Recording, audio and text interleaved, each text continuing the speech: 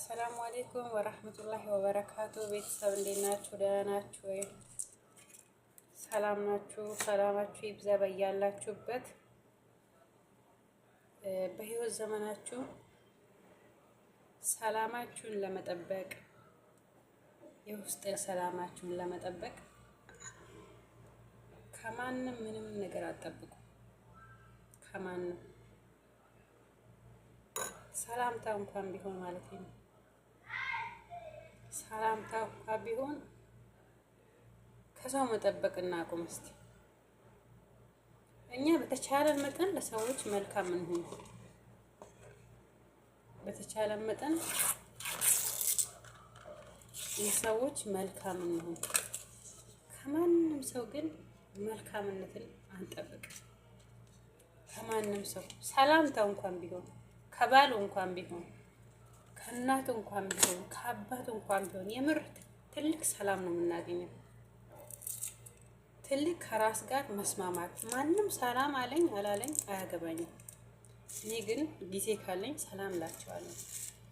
ለማንም ማንም ምንም ቢያረግልኝ ባያረግልኝ አይመለከተኝም። እኔ ግን ካለኝ ከቻልኩ አደርጋለሁ። ከማንም ምንም አልጠብቅም። ሁል ጊዜ አላህን አልቅሽ የምለምነው ነገር ቢኖር ከሰው ልጅ ምንም ነገር የምከጅልበትን ልብ አትስጠኝ። ምንም ነገር የምሬን እኮ ነው የምላችሁ። ምንም ሰው በጣም አስቸጋሪ ነው። የሰው መድኃኒቱም ሰው ነው። ለሰው ልጅ ደግሞ እንቅፋትም የሚሆነው ለሰው ልጅ ለመውደቁ እንቅፋትም የሚሆነው ደግሞ ሰው ነው። በተለያየ መንገድ ሰው ይጥለናል። ገንዘባችን ወስዶ በገንዘባችን ሊጎዳን ይችላል። በሞራላችን ሊጎዳን ይችላል። በብዙ ነገር። ስለዚህ ከሰው ምንም መጠበቅ አያስፈልግም።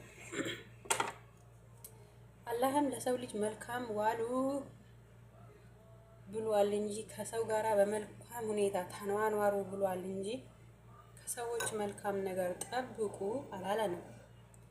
እነዛ ሰዎች ለኛ መልካም ቢውሉ አንደኛ በቃ ውዴታን ያተርፋሉ።